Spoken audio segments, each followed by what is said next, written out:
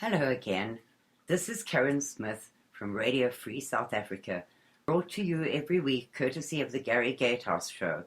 While we in America are gearing up for a wonderful Christmas with friends, family, love, warmth, good food, exchange of gifts, and generally a wonderful, heartening time, I would like to ask you to spare a few minutes and think about our Christian brothers and sisters in South Africa.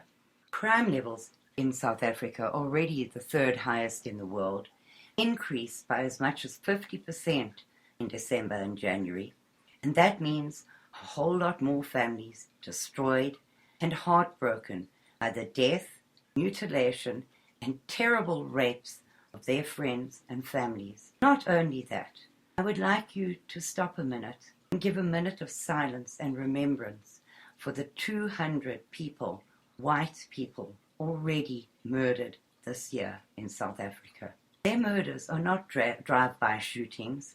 They are hours and hours of torture by barbarians who tie them up, burn them with irons, burn them with hot oil, rape the wife with broomsticks and broken bottles, drown the children in boiling water, and then eventually, as an absolute mercy, kill the father who has been obliged to watch his family mutilated. I do not have an exact figure for the number of children murdered this year, but I would like you to think about those children who will never know the joys of Christmas, never know another birthday, never be held in the loving arms of their parents, never go to school, grow up, reach all the milestones that we love to watch our children reach.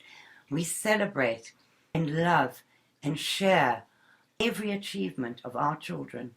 But those children in that country are being deprived of that, and their parents, should they have survived the onslaught, are deprived of watching their beloved children growing up. And then I would like you to think about 850,000 people, white people, our brothers and sisters in Christ, living in dire poverty. They don't have homes, they don't have beds, they don't have clothes, they don't know where their next meal is coming from, they have no access to charity or donations. What will their Christmas be like? These people are seeing the destruction of their entire way of life, their heritage, their language, their traditions, their schooling. They are losing everything. And it is not because they are too lazy to work or do not have a desire and a drive to improve their circumstances.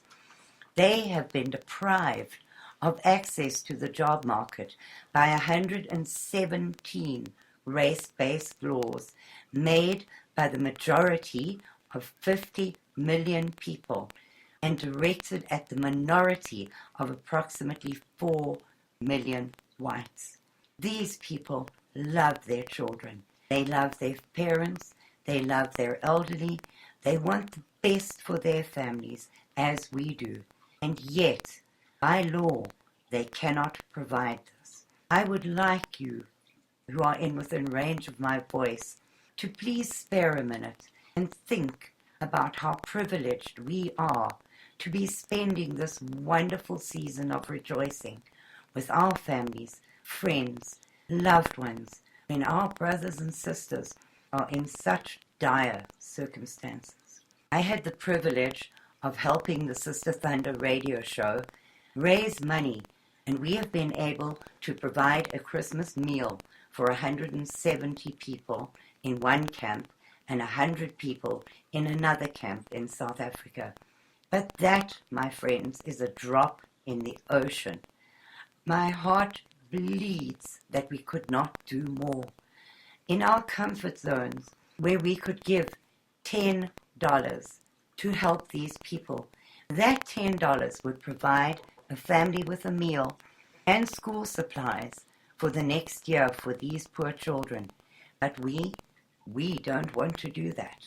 In a 3-month campaign to raise donations for these people, we were able to reach a grand total of $800.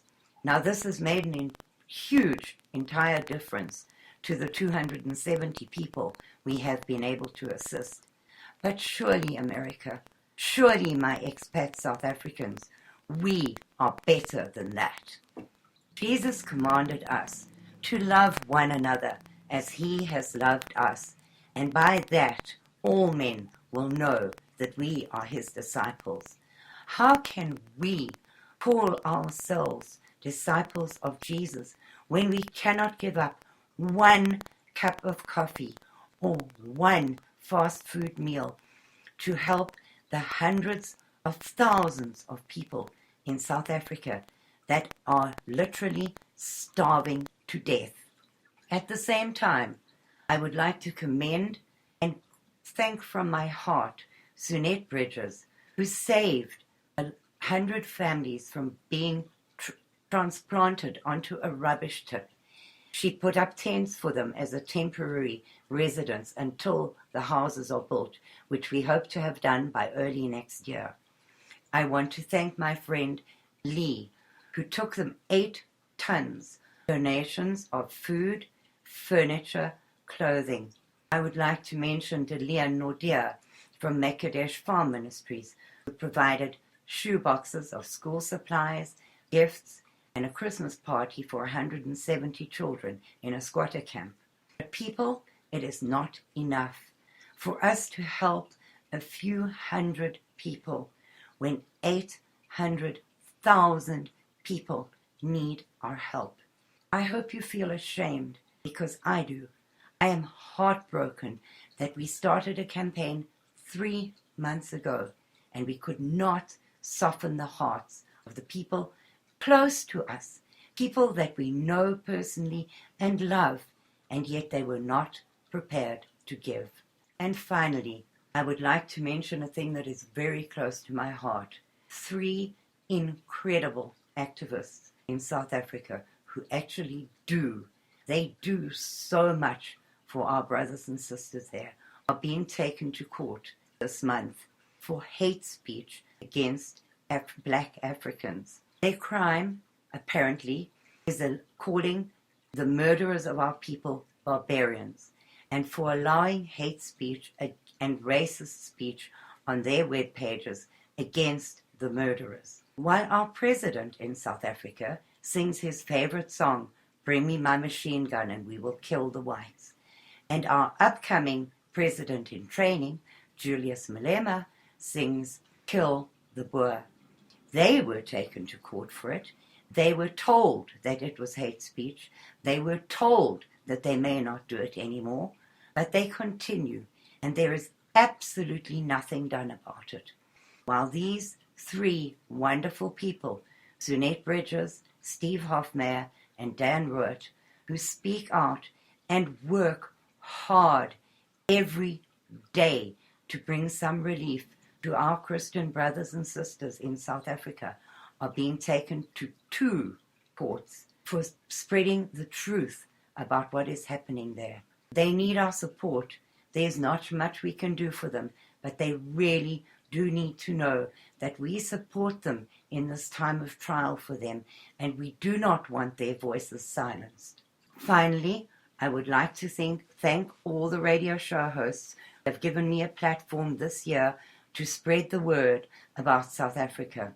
Carla Jackson of Sister Thunder Radio Show has donated 2 shows a week to spread the word about South Africa. My dear friend, Gary Gatehouse, without whom this weekly show would not be possible. Thank you. Thank you, Gary, from my heart and from the millions of South Africans that need a platform to speak out. Any and all other show hosts that have given me an opportunity this year and have promised me showtime, airtime next year, I thank you. I thank you for caring, and I bring you thanks from the 4 million white South Africans that need your help so very, very, very much. And my final words, people, I wish you a wonderful, happy, healthy, and safe Christmas. And to my friends in South Africa, I'm not quitting. I promise you, I will be here for you next year as I have been this year. I will redouble my efforts. I will do everything in my power to make the world wake up and pay attention to your critical situation.